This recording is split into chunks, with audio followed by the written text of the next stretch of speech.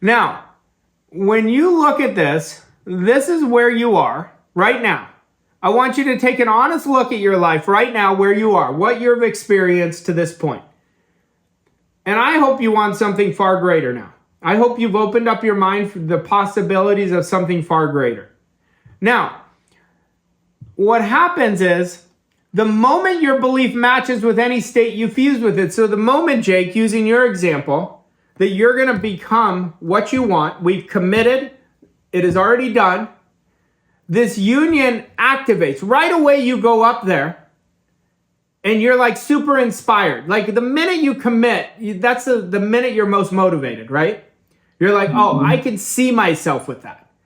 So it starts activating, but right away you come back down to what your current baseline is, your current programming, okay? Now, what we want to do is create a new state of awareness. Awareness is when we make conscious contact, where that's the automatic place we go all the time. So how do we constantly live on that frequency? This is where the power of 5 becomes your best friend. You make every decision not from your present results. Just be aware. Every time you make it from your bank account, every time you make it from your current sales numbers, you are down here on the lower frequency. And I don't care how much you study this, if you don't implement it, you're still going to be down here.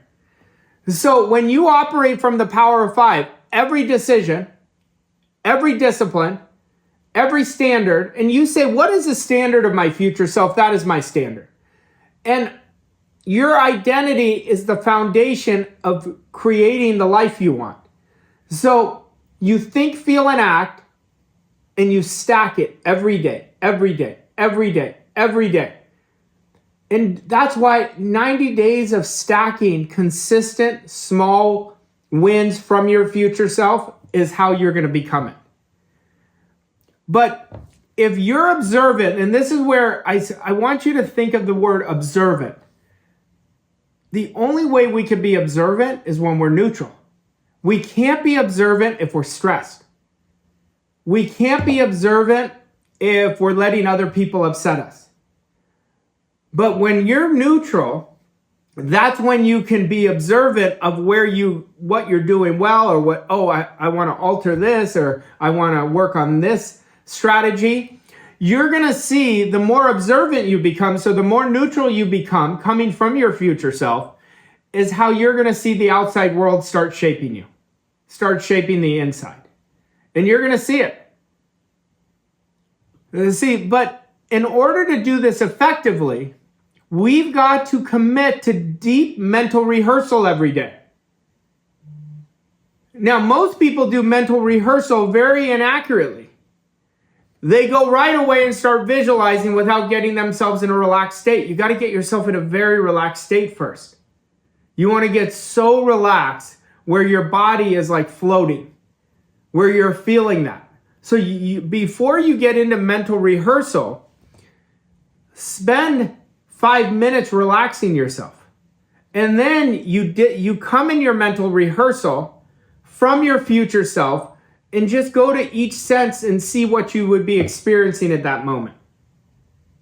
Now, if I could tell you 2 things that I've said today that will create the quickest results for all of us, it's deep intention. So even when you go into the rehearsal, set an intention before you do it. And then spend time connecting with your future self in there. What you would be seeing, what you would be hearing, what you would be touching, what you would feel. And when you do that, you're going to be neutral right away. You're going to go to that neutral state. That's all you see. That's all you see. And the more we see that, the more we become it. Okay? Now, neutral will change your life more than anything. Like, if I told you what will change you to get to the truth so fast is being neutral. But the laws always hold us accountable. So when we're in mental rehearsal from our future self, we're seeing what we want. So we're in the spirit of the good. And when you're in the spirit of the good, that's the cause of what you desire. So we want to, that's why, like, whenever I'm in my present results, I am going so far the wrong way. I am out of integrity with my authentic desire. So we have to discipline ourselves, and we do that from every day, constantly observing ourselves. And that's how you're going to create thinking without effort. Thinking without effort. That's what neutral is. So when you think without effort, you're going to go to that state automatically.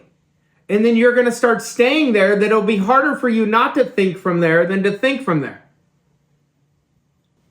2 years ago, I said, I want you to quit your job. I told you you'd be crazy if you didn't quit your job. Do you remember that?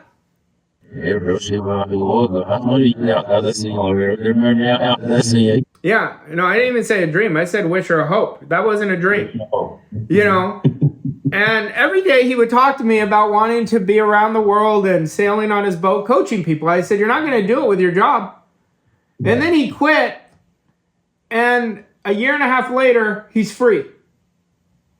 But he had to commit to his goal. He committed it his future self, even though he may not have known it then.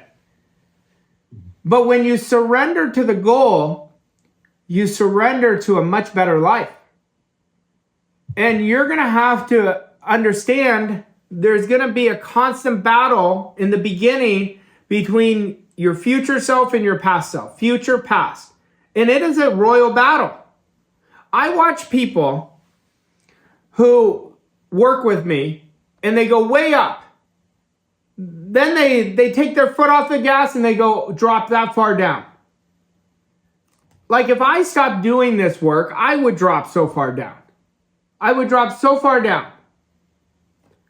And I was talking to a couple people from my old life this week, and I hadn't talked to them in a long time. They asked me for advice, and I said, what the heck has happened to you? I said, you stopped thinking. I can't even believe the conversation we're having right now. And that's what happens, though. If we don't consistently work on bigger ideas, we're just going to default to our past self, and that's where the victimhood comes.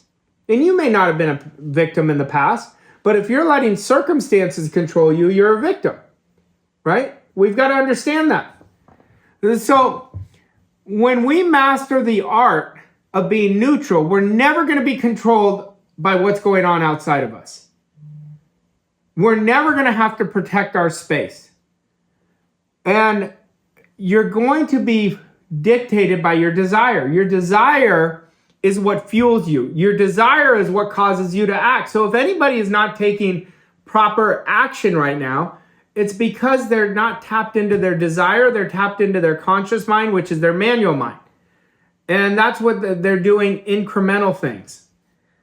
So I want you to completely let go. I want you to completely let go. Like, you've